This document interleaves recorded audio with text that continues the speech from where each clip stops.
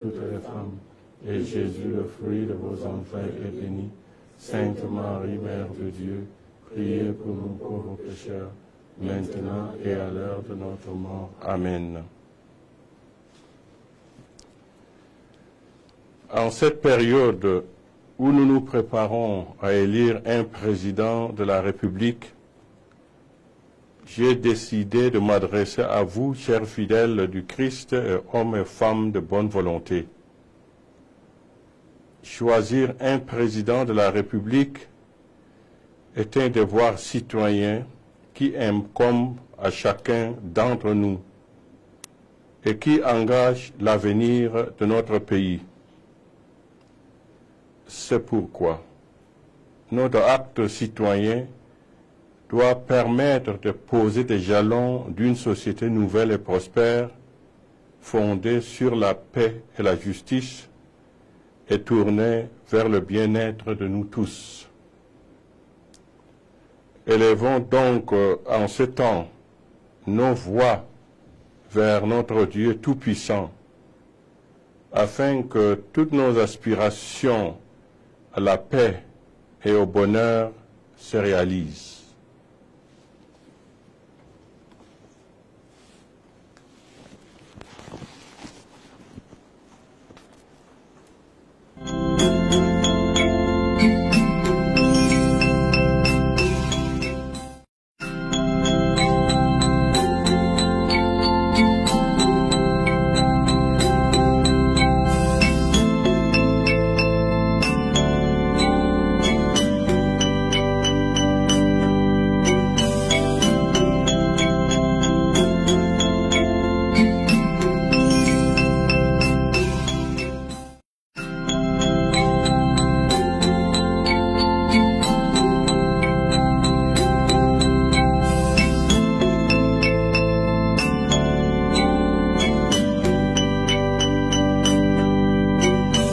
Lettre pastorale de son Excellence, Monseigneur Samuel Cléda, archevêque métropolitain de Douala, sur le climat social au Cameroun, à la veille de l'élection présidentielle d'octobre 2025. Si donc je vous ai lavé les pieds, moi, le Seigneur et Maître, vous devez aussi vous laver les pieds les uns aux autres. Jean 13, verset 14. Aux prêtres, aux religieux et religieuses, aux fidèles laïcs, aux hommes de bonne volonté, aux autorités publiques.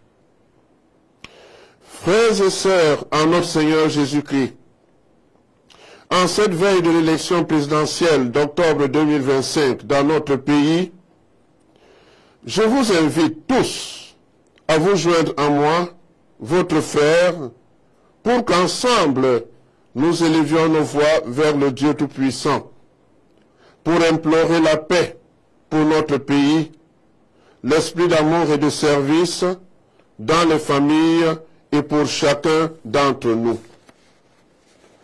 Au Cameroun, notre cher et beau pays, nous avons un grand besoin de paix, de justice et de réconciliation en ce moment délicat de son histoire. Alors que nous nous préparons à aller choisir le prochain président de la République, notre société est secouée par de multiples maux qui affligent toutes les couches sociales. En nous appuyant sur notre foi, nous crions notre peine vers le Seigneur, qui est le Prince de la paix, et disons notre espérance à vivre dans la paix. Par ce message, j'invite toutes les personnes de bonne volonté à un changement de mentalité et d'attitude, à une transformation intérieure profonde, à un nouveau cheminement et à un renouvellement de notre vie pour être des artisans de paix, selon la volonté de notre Seigneur. Accueillons dans cette ligne l'appel de notre Seigneur dans le début de son ministère. Les temps sont accomplis, le règne de Dieu est tout proche, convertissez-vous et croyez à l'Évangile. Marc 1, verset 15. La paix est un bien précieux, objet de notre espérance.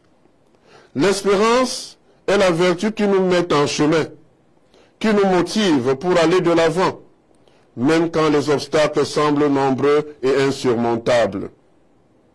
Notre communauté porte dans sa mémoire et dans sa chair les signes de souffrance atroces qui frappent particulièrement les plus pauvres et les plus faibles, pris en otage par des chaînes de la corruption et de l'injustice.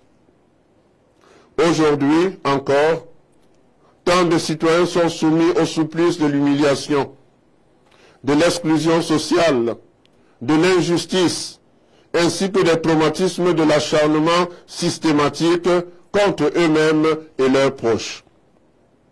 Le malaise qui ronge notre pays à l'heure actuelle et qui provoque un mécontentement généralisé dans les cœurs des citoyens en cette période préélectorale prend sa source dans des actes anti-évangéliques qui sont institués dans la gestion de notre pays. Nous nous faisons le devoir de les rappeler à la conscience de tous. La mauvaise gouvernance et la corruption, la démocratie dévoyée, la pauvreté généralisée et le chômage, l'immigration clandestine, le délabrement du réseau routier, l'accès difficile à l'eau et à l'électricité, la gestion nébuleuse du pétrole, les injustices dans l'exploitation minière, les crises anglophones et sécuritaires à l'extrême nord. Ces mots, si souvent décriés, pervertissent les relations entre les citoyens et les gouvernants, engendrent l'abus de pouvoir et l'injustice. Or, à l'heure actuelle et en tout temps, notre pays a soif d'une justice sociale qui s'exprime par le respect des droits de la personne humaine et le développement de tout ce qui lui permet de s'épanouir et de réaliser sa vocation. Premier point, la mauvaise gouvernance et la corruption au Cameroun. À maintes reprises, nous avons dénoncé la corruption dans notre pays, notamment dans notre lettre pastorale sur la conversion des cœurs et des mentalités pour une bonne gouvernance au Cameroun en 2022, durant la période du carême, sans qu'une action efficace des pouvoirs publics soit mise en place en vue de son éradication. Aujourd'hui, force est de reconnaître que notre pays, le Cameroun, est gangréné par le grave phénomène de la corruption. Cela peut se vérifier dans tous les domaines de la vie sociale, jusque dans la vie ordinaire. L'administration, l'éducation, la finance, les marchés publics, l'armée, la police, la gendarmerie, la justice, la religion, la santé publique. Cette corruption ne se manifeste pas seulement par le pillage et le gaspillage des ressources publiques, mais elle est aggravée par le train de vie exponentiel des membres du gouvernement, alors qu'une grande majorité de citoyens crèvent de faim. La conséquence qui en découle est que la corruption paralyse le fonctionnement même de l'État, crée des injustices et des inégalités au sein de la population et plonge toute la société dans le désespoir face à un lendemain incertain et hypothéqué. La malgouvernance et la corruption qui gangrènent notre pays s'expliquent par le fait que le citoyen camerounais n'est plus au cœur des préoccupations des dirigeants. L'intérêt général n'est plus pris en considération. Le bien-être de tous est devenu une promesse fallacieuse. L'accent est plutôt mis sur l'individu, le groupe, le clan, l'ethnie, le lobby, en sacrifiant la majorité de la population, la poussant ainsi vers la paupérisation et la misère. La malgouvernance freine la croissance sociale, économique et même religieuse de notre pays. Elle détruit les acquis, compromet les aspirations légitimes des citoyens, met en péril la confiance entre le peuple et les gouvernants, et le conduit sournoisement à l'asphyxie et à la mort. Face aux méfaits de la malgouvernance et de la corruption, nous interpellons la conscience des gouvernants et celle de leurs partisans directs ou indirects, passifs ou actifs, sur tous ces maux qui contribuent à détruire le Cameroun et à hypothéquer l'avenir des millions de personnes, surtout des jeunes. En assumant la mission prophétique qui m'incombe, j'invite chacun à prendre ses responsabilités et à s'impliquer davantage dans la transformation des mentalités, des comportements et des pratiques pour un Cameroun meilleur. Comme le dit si bien le Seigneur au prophète Ézéchiel, « Et toi, fils d'homme, je fais de toi un guetteur pour la maison d'Israël. Lorsque tu entendras une parole de ma bouche, tu les avertiras de ma part. » Ézéchiel chapitre 33, verset 9. Deuxième point, la démocratie dévoyée. Dans un état de droit, la démocratie est, selon ses principes de base, un cadre d'échange entre les acteurs politiques et sociaux basé sur la justice, le respect des opinions, des libertés individuelles, de la liberté d'association et la sauvegarde des droits de chaque personne, en particulier des plus faibles. Il s'agit donc d'un moyen essentiel de participation citoyenne dans l'administration de la vie sociale, laquelle est orientée vers le développement de la nation en vue d'offrir aux citoyens de meilleures conditions de vie. Le dialogue est un pilier fondamental de la démocratie. Si les acteurs politiques ne dialoguent pas, cette praxis ne peut produire de bons fruits. Une démocratie où les acteurs politiques sont méprisés, brutalisés, embastillés, est vouée à l'échec. La démocratie, par la démocratie, nous avons le devoir de consolider le vivre ensemble dans la paix. Au moment où certains accentuent le repli identitaire, il s'agit en ce moment historique de notre pays de nous engager à construire ensemble un avenir basé sur la justice, la fraternité et l'amour. La démocratie, si elle est bien comprise comme telle, implique donc la tolérance, le dialogue, la transparence, la justice et la vérité. Mais la réalité des événements que nous vivons au quotidien ne nous engage pas, ne nous encourage pas à proclamer que la démocratie camerounaise obéit véritablement aux critères universels.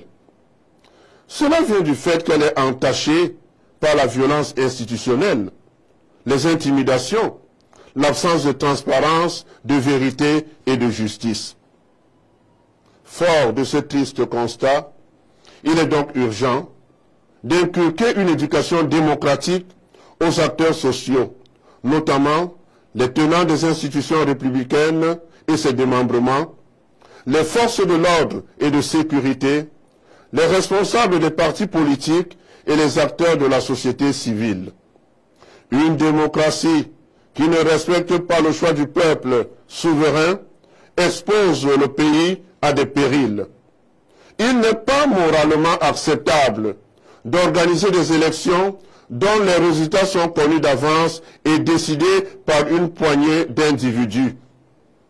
Il est moralement inacceptable que la validation des candidats aux élections soit entourée de suspicions, de controverses et de manipulations politiques. Nous apprenons que le scrutin présidentiel de 2018 a mobilisé 50 milliards de francs CFA et que celui de 2025 nécessite entre 65 et 70 milliards de francs CFA. Pourquoi donc tout ce gaspillage lorsqu'on connaît déjà le vainqueur? Autant ne pas organiser les élections pour ne pas appauvrir davantage les Camerounais. Pourquoi tant de ce budget qui finit souvent dans les poches des agents de l'État alors qu'ils peuvent être investis dans la construction des infrastructures routières, hospitalières et éducatives? nous ne devons pas nous accommoder de ces mauvaises pratiques. Le pape Léon XIV utilise le symbole de l'herbe pour nous édifier sur la loi naturelle. Il enseigne que, comme une herbe, notre existence n'est pas immobile. Elle est appelée à se régénérer constamment dans le don de l'amour. Confère homélie du pape Léon XIV, messe de clôture de la Journée mondiale des jeunes à Rome le 3 août 2025. Ce rappel ne doit pas nous effrayer, mais c'est ce que nous souhaitons pour notre pays. Troisième point, la pauvreté et le chômage. La pauvreté et la misère, signe évident d'une économie qui s'effondre, frappent beaucoup de Camerounais. Le nombre de personnes qui ne travaillent pas augmente dangereusement chaque année. Le taux de chômage est très élevé, indice d'une santé économique visiblement catastrophique. Entre 2009 et 2016, 2018 et 2022, 2316 sur 6458 entreprises se sont fermées au Cameroun, confère l'annuaire statistique du sous-secteur travail et sécurité sociale.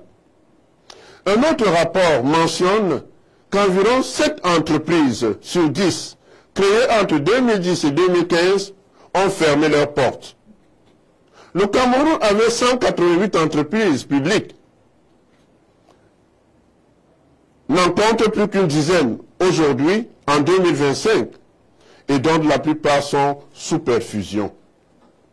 Selon le rapport de l'Institut national de la statistique, suite à l'enquête camerounaise auprès des ménages, le taux de pauvreté au Cameroun en 2024 est estimé à environ 37,7%.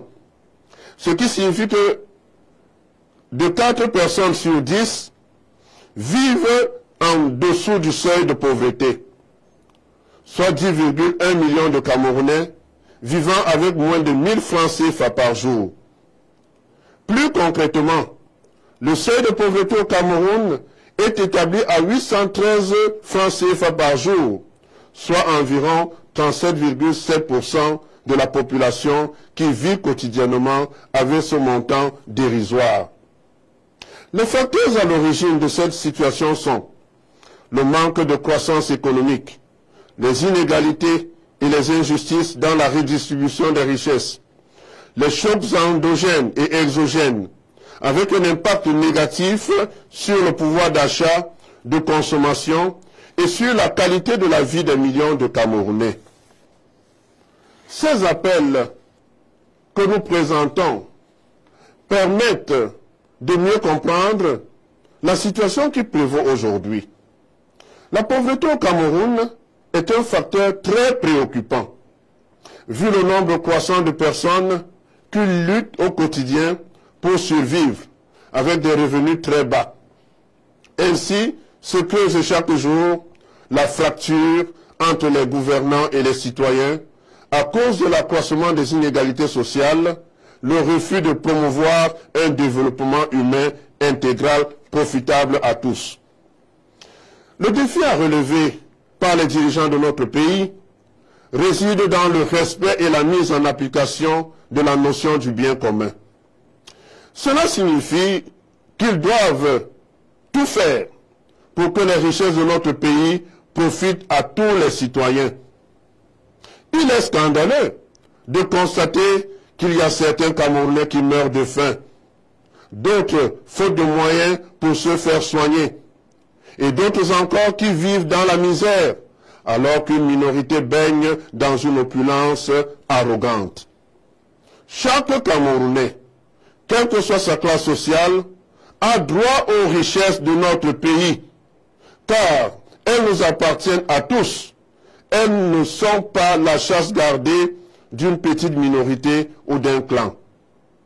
Autour de nous, beaucoup de personnes sont blessées dans leur dignité par la pauvreté et la misère. Notre vœu le plus ardent est que les Camerounais puissent vivre ensemble, comme des frères et des sœurs, et que tout homme soit considéré comme un frère bien-aimé au nom de notre foi. Philémon 17. Travailler est un droit absolu et une nécessité pour toute personne. Ce droit lui permet de réaliser sa vocation de personne, de participer au développement de la société et d'être au service des autres. C'est pourquoi le pape François écrivait « Le travail est un facteur indispensable pour construire et préserver la paix. Il est l'expression de soi et de ses propres dons, mais aussi effort, fatigue, collaboration avec les autres, puisqu'on travaille toujours avec ou pour quelqu'un. » Dans cette perspective fortement sociale, le travail est le lieu où nous apprenons à donner notre contribution pour un monde plus vivable et plus beau. Message du pape François pour la 55e journée mondiale de la paix, janvier 2022. Ainsi, chaque personne a le droit de travailler et il revient à ceux qui nous gouvernent de le leur accorder. Quatrième point, l'immigration clandestine. La jeunesse camerounaise est dans la détresse, sans avenir, sans perspective. Les jeunes sont contraints de partir vers d'autres cieux, à la recherche d'un emploi décent et de meilleures conditions de vie et de travail, d'éducation aussi, que leur pays, le Cameroun, ne peut leur offrir. Les facteurs à l'origine de cette situation sont la pauvreté croissante, un taux de chômage généralement estimé à 74%. Les jeunes se jettent sur la route de l'exil ou de l'immigration clandestine, malgré tous les risques qu'ils encourent au désert du Sahara et dans la Méditerranée. Cet exode des cerveaux vide notre pays des jeunes intelligents, qualifiés, des scientifiques, des ingénieurs, des professionnels de la santé au profit des pays offrant de meilleures conditions de vie et de travail. L'emploi se fait très rare pour les jeunes issus des familles pauvres. Dans un contexte d'injustice généralisée, les recrutements se font à coup de recommandations, au détriment de ceux qui n'ont personne dans les sphères de l'État. Les jeunes de notre pays sont les victimes directes des maux sociaux tels que la corruption, l'injustice, les abus de pouvoir, le tribalisme, les ambitions hégémoniques. À ceci, il faut ajouter la pauvreté et la misère. Ne pouvant supporter cette situation, beaucoup prennent le chemin de l'immigration et meurent en chemin avant même d'atteindre la destination rêvée. Aujourd'hui, le chômage des jeunes constitue un fléau grave dans notre pays. Des jeunes qui ont étudié se retrouvent sans emploi et sans avenir. Les candidats à l'immigration se recrutent dans ce groupe de jeunes qui se jettent sur les routes qui conduisent vers les pays du Nord. Face à cette situation sans issue, laissons-nous éclairer par la racine de la foi chrétienne, la tradition juive, notamment la règle rabbinique. L'homme a le devoir d'enseigner à son fils un métier. Quiconque n'enseigne pas un métier à son fils lui apprend à devenir voleur. Toute étude de la loi qui n'est pas unie à un travail est vaine et pousse au péché. Un jour, l'histoire portera dans la conscience des gouvernants la mort de certains jeunes Camerounais sur les chemins de l'immigration. Cinquième point, le délabrement du réseau routier. Chaque personne de bonne foi constate que le réseau routier national est en état de délabrement général, quelle que soit la région. D'après les statistiques du ministère des Travaux publics, 17,67% de routes sont en mauvais état, contre 11,17% de routes en bon état. Dans cette tranche, aucune des 10 régions du pays n'enregistre 25% de routes en bon état, Conséquence, presque tous les bassins agricoles sont enclavés et cela a un impact considérable sur le développement. Aussi, nos routes sont marquées par des nids de poules et des fissures béantes qui causent de nombreux accidents mortels.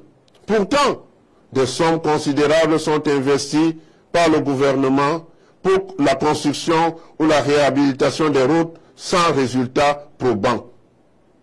Mais pourquoi en sommes-nous arrivés là?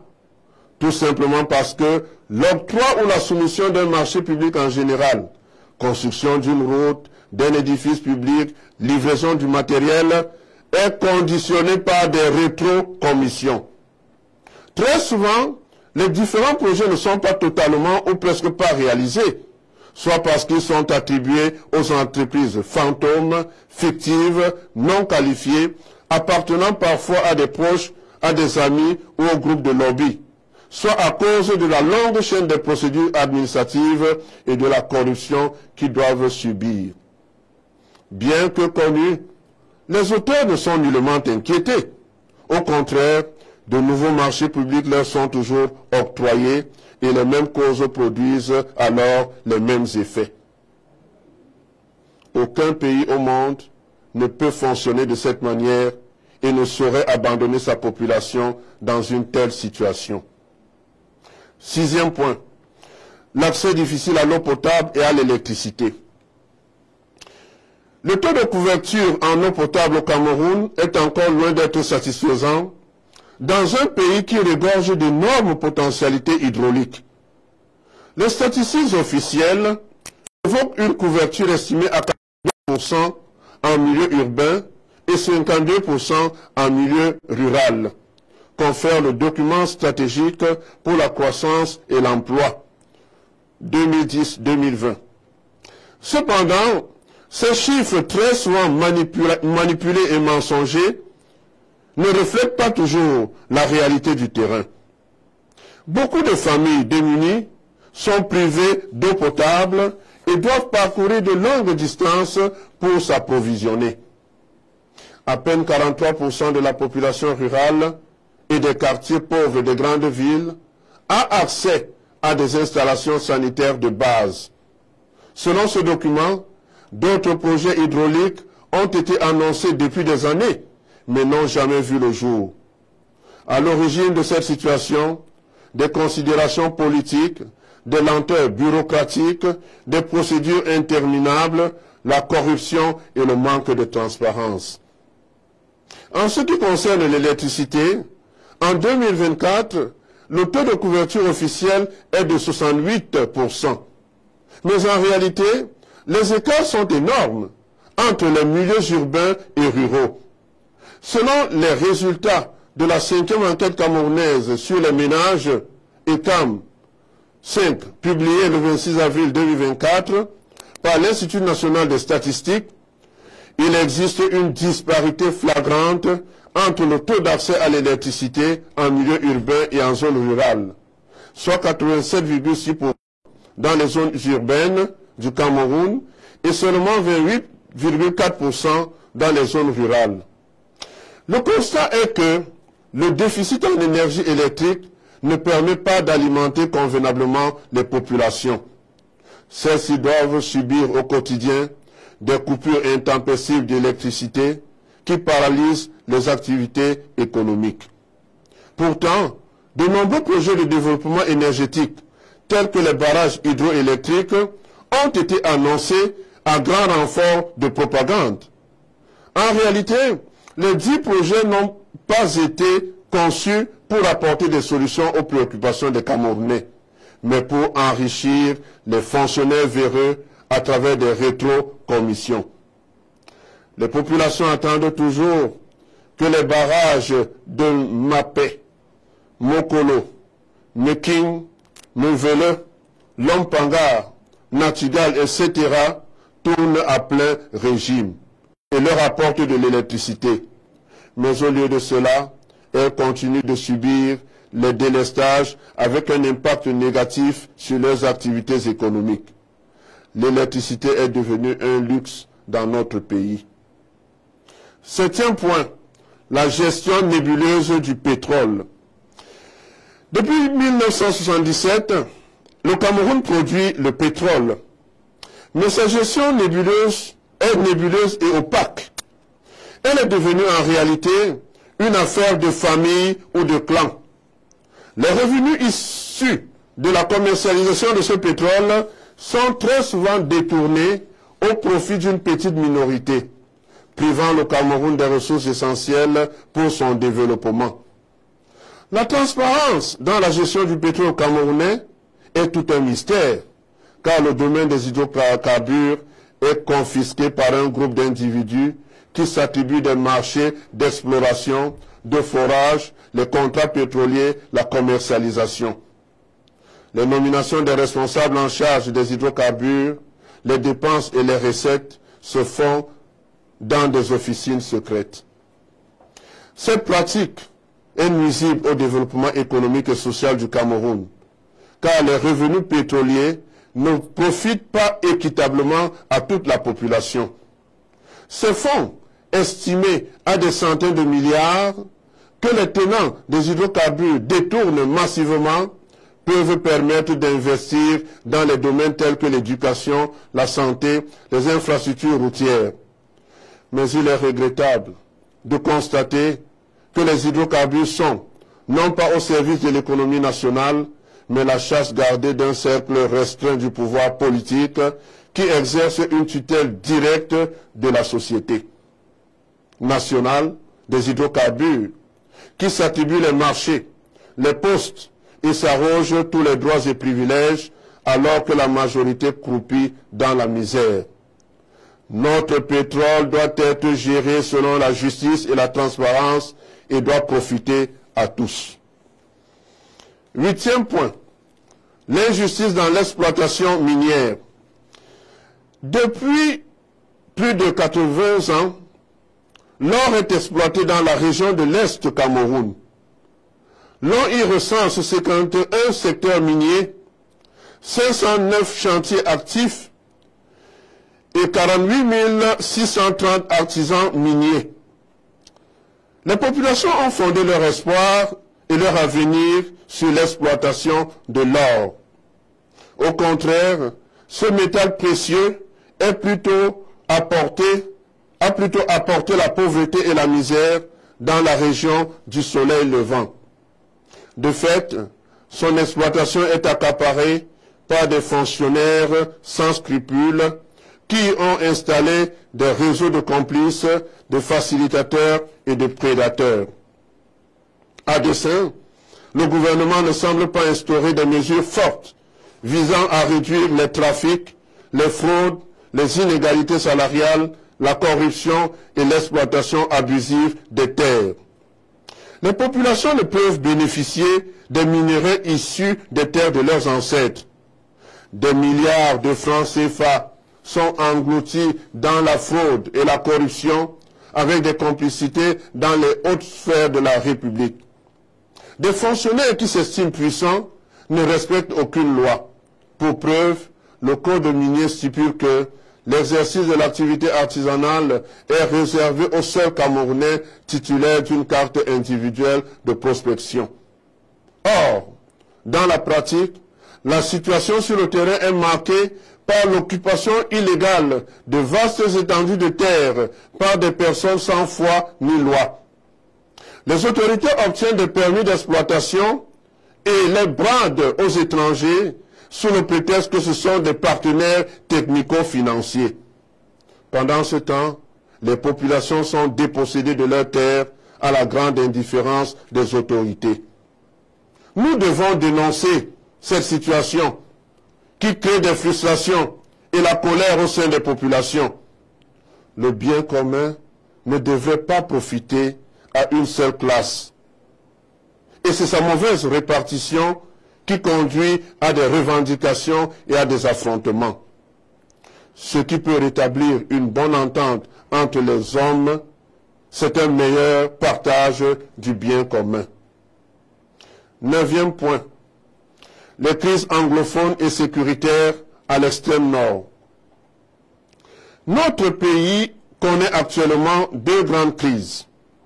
D'abord la crise anglophone qui a éclaté en 2017, puis la crise sécuritaire à l'extrême nord du Cameroun, caractérisée par les attaques violentes des groupes terroristes de la secte Boko Haram. C'est le Cameroun qui souffre dans sa chair de voir ses enfants s'entre-déchirer et ses enfants assassinés tous les jours par des terroristes.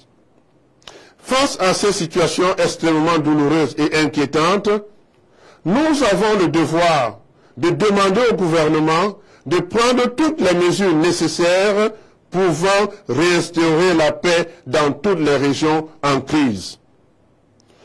Un grand dialogue national a été convoqué le 30 décembre, du 30 décembre au 4 octobre 2019 à Yaoundé. Mais à ce jour, il n'a pas donné les résultats escomptés à cause du refus des autorités d'écouter les propositions des forces vives présentes à cette rencontre. Nous devons prendre conscience que ces crises font beaucoup de mal à notre société. Elles la détruisent considérablement sur le plan économique. Les dépenses militaires, les destructions des infrastructures publiques, la fermeture des écoles, les pertes en vies humaines, tout cela contribue à la paupérisation des populations, car les ressources qu'on aurait dû consacrer au développement des régions sont entièrement englouties dans la guerre. Nous avons l'impression que ces crises profitent à certains individus, notamment ceux qui sont opposés à toute forme d'apaisement, ainsi que ceux qui, pour leurs intérêts personnels, s'accaparent des budgets alloués à la sécurité nationale. Cette crise nous concerne tous. Elle requiert une mobilisation nationale afin que nous fassions quelque chose pour nos frères et sœurs qui souffrent dans cette situation. 10e point, que devons-nous faire? Face à l'urgence de la situation qui provoque en ce moment dans notre pays, nous nous faisons le devoir pastoral d'en appeler à une prise de conscience générale de tous les acteurs sociaux en vue de réconcilier les cœurs et de normaliser la vie sociale en s'engageant dans des voies nouvelles. Pour cela, il convient que chaque Camerounais prenne la résolution d'apporter sa contribution dans la lutte contre les nombreux maux qui détruisent le pays. La situation grave que nous traversons exige que les citoyens aient à cœur de choisir des hommes et des femmes animés par le désir de changer ce que nous vivons actuellement. À l'idée de penser que nous ne pouvons rien faire pour remédier à la situation qui prévaut, cela nous place devant un fait. Nous sommes tous perdants. En conclusion, à la lumière des vertus évangéliques qui animent notre foi en Jésus-Christ, nous constatons que notre pays est malade dans tous les domaines. Les dirigeants semblent ne plus savoir quoi faire. Leur entêtement à conduire la gestion de l'État est inquiétante. C'est pourquoi nous avons le devoir d'alerter sur les signes avant-coureurs de la mort lente de notre pays. Si nous ne le faisons pas, l'histoire nous tiendra pour complices de la destruction de l'avenir de millions de Camerounais. Les Camerounais aspirent à une alternance dynamique, source de progrès et de développement économique. Sinon, nous pourrions nous retrouver dans un abîme sans fond. Le malheur de notre pays provient justement de la fermeture aux options nouvelles que nous souhaitons tous. Le Cameroun a besoin d'un nouveau paradigme et des hommes nouveaux pour sortir du bourbier où il se trouve. Nous devons explorer de nouvelles voies pour sauver le pays avec des hommes capables de proposer des solutions concrètes aux fléaux qui gangrènent le pays. Nous devons nous libérer des chaînes de la destruction et de la division qui ont pris le pays en otage. Nous nous demandons s'il y a une fatalité qui plane sur le Cameroun. Pourtant, Dieu nous a dotés de toutes les richesses dont nous avons besoin pour mieux vivre. Cependant, la force destructive des hommes n'est pas au-dessus de l'amour de Dieu pour notre peuple. Ne nous décourageons pas. Un Cameroun nouveau est possible par la conversion des cœurs et des mentalités, si avec foi, nous déposons nos fardeaux au pied de la croix de celui à qui rien n'est impossible et qui nous dit « N'ayez pas peur, j'ai vaincu le monde ». Jean 16, verset 33. Je renouvelle ici mon option constante pour la paix pour notre pays, avant, pendant et après les élections. Que Marie, mère du prince de la paix et mère de tous les peuples de la terre, nous accompagne et nous soutienne pas à pas sur notre chemin de réconciliation et qu'elle nous accorde d'être des artisans de paix. Que le Dieu de la paix nous bénisse et vienne à notre aide. Signé Son Excellence Samuel Cléda, archevêque métropolitain de Douala.